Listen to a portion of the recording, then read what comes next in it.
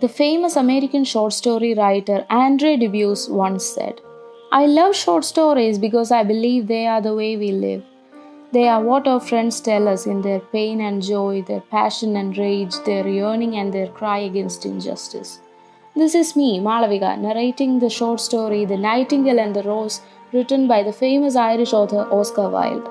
It was published in 1888. The story contains the themes of love, sacrifice, selflessness, pity, materialism, and gratitude. Let us listen to the story The Nightingale and the Rose. She said that she would dance with me if I brought her red roses, cried the young student. But in all my garden there is no red rose. From her nest in the home oak tree, the nightingale heard him, and she looked out through the leaves and wondered. No red rose in all my garden, he cried, and his beautiful eyes filled with tears. Ah, on what little things does happiness depend! I have read all that the wise men have written, and all the secrets of philosophy are mine. Yet, for want of a red rose, is my life made wretched. Here at last is a true lover, said the nightingale. Night after night have I sung of him, though I knew him not. Night after night have I told his story to the stars, and now I see him. His hair is dark as the hyacinth blossom, and his lips are red as the rose of his desire. But passion has made his face like pale ivory, and sorrow has set her seal upon his brow. The prince gives a ball tomorrow night, murmured the young student, and my love will be of the company. If I bring her a red rose, she will dance with me till dawn. If I bring her a red rose, I shall hold her in my arms, and she will lean her head upon my shoulder, and her hand will be clasped in mine. But there is no red rose in my garden, so I shall sit lonely, and she will pass me by. She will have no heed of me, and my heart will break. Here indeed is a true lover, said the nightingale. What I sing of, he suffers. What is joy to me, to him is pain. Surely love is a wonderful thing. It is more precious than emeralds and dearer than fine opals.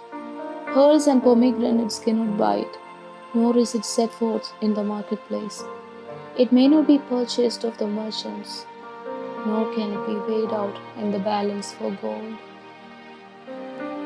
The musicians will sit in their gallery, said the young student, and play upon their stringed instruments, and my love will dance to the sound of the harp and the violin. She will dance so lightly that her feet will not touch the floor, and the courtiers in their gay dresses will throng around her.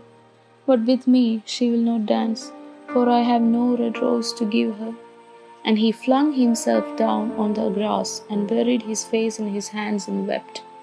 Why is he weeping? Asked a little green lizard as he ran past him with his tail in the air. Why indeed? Said a butterfly who was fluttering about after a sunbeam. Why indeed? Whispered a daisy to his neighbor in a soft, low voice. He is weeping for a red rose, said the nightingale. For a red rose, they cried. How very ridiculous! And the little lizard, who was something of a cynic, laughed outright. But the nightingale understood the secret of the student's sorrow, and she sat silent in the oak tree and thought about the mystery of love.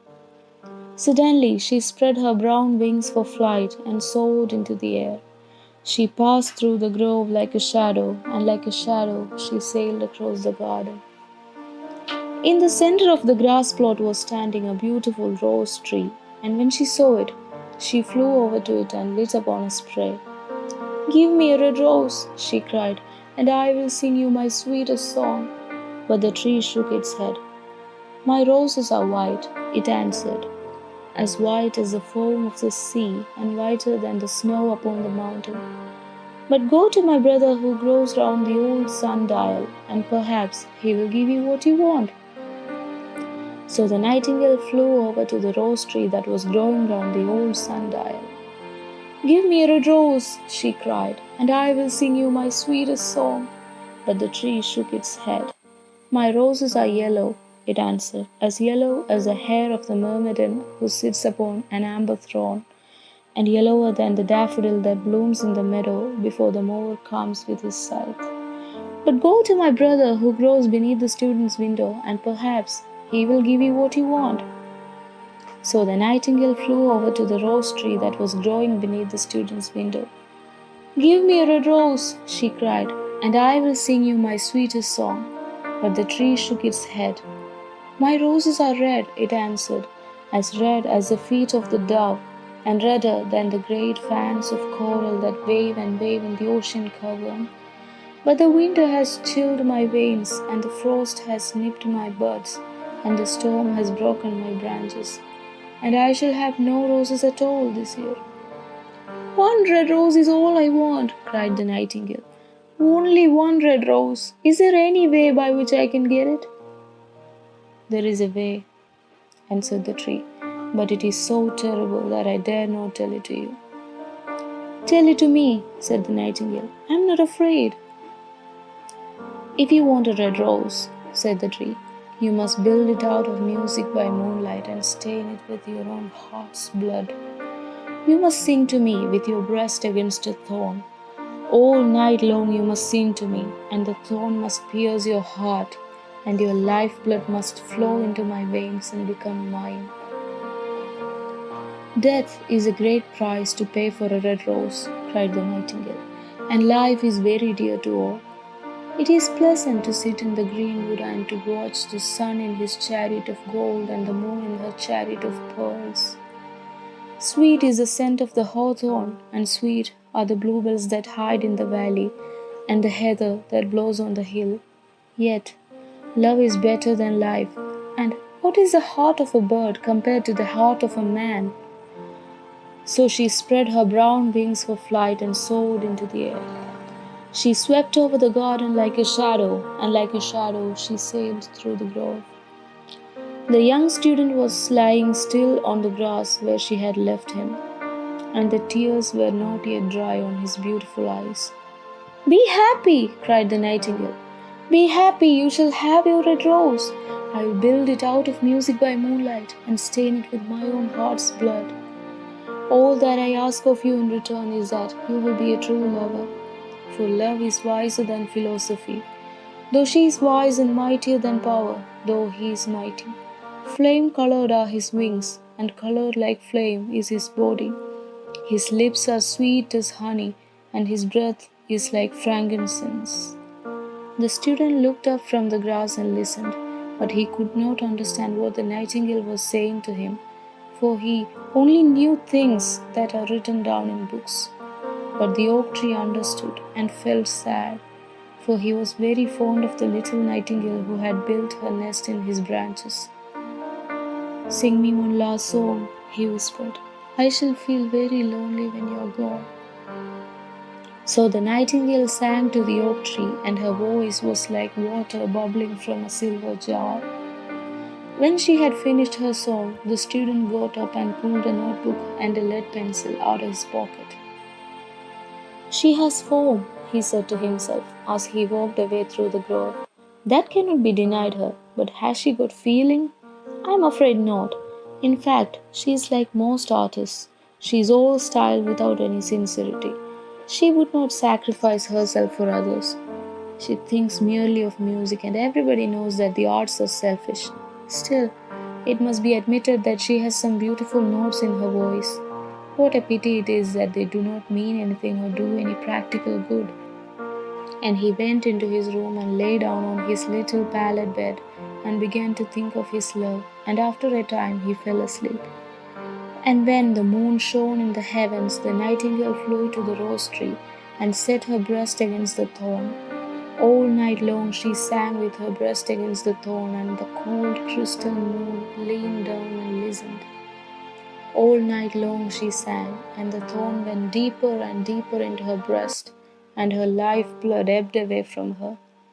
She sang first of the birth of love in the heart of a boy and a girl, and on the topmost spray of the rose tree there blossomed a marvelous rose. Petal followed petal, as song followed song. Pale was it as first as the mist that hangs over the river, pale as the feet of the morning, and silver as the wings of the dawn, as the shadow of a rose in a mirror of silver, as the shadow of a rose in a water pool. So was the rose that blossomed on the topmost spray of the tree. But the tree cried to the nightingale to press closer against the thorn. Press closer, little nightingale, cried the tree, or the day will come before the rose is finished. So the nightingale pressed closer against the thorn, and louder grew her song, for she sang of the birth of passion in the soul of a man and a maid. And a delicate flush of pink came into the leaves of the rose, like the flush in the face of the bridegroom when he kisses the lips of the bride. But the thorn had not reached her heart, so the rose's heart remained white, for only a nightingale's heart's blood can crimson the heart of a rose. And the tree cried to the nightingale to press closer against the thorn. Press closer, little nightingale, cried the tree, or the day will come before the rose is finished.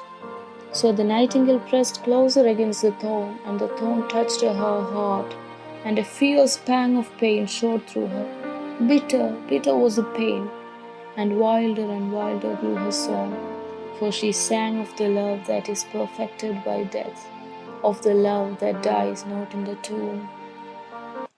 And the marvelous rose became crimson, like the rose of the eastern sky. Crimson was the girdle of petals, and crimson as a ruby was the heart. But the nightingale's voice grew fainter, and her little wings began to beat, and a film came over her eyes. Fainter and fainter grew her song, and she felt something choking her in her throat.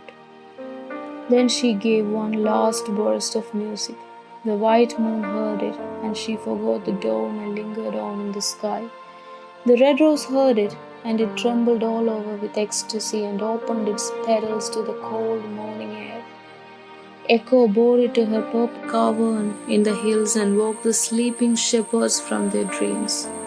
It floated through the reeds of the river as they carried its message to the sea. Look, look, cried the tree, the rose is finished now. But the nightingale made no answer, for she was lying dead in the long grass with the thorn in her heart.